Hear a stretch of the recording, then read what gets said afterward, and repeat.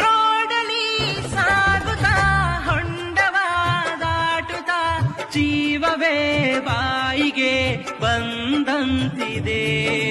ಹಾಡಲಿ ಹಾಡುತ್ತಾ ಈ ರಸ್ತೆಯ ಬಗೆ ಹೇಳಲು ನಾಚಿಕೆ ಆಗಿದೆ ನಿಮಗಿಲ್ಲವೇ?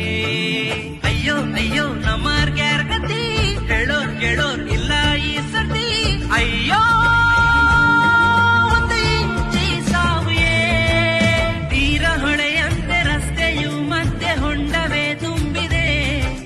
ಕುಂಟುತ್ತಾ ಸಾಗಿ ಹೊಂಡ ತಪ್ಪಿಸಲು ಜೀವ ಜಲ್ಲೆಂದಿದೆ.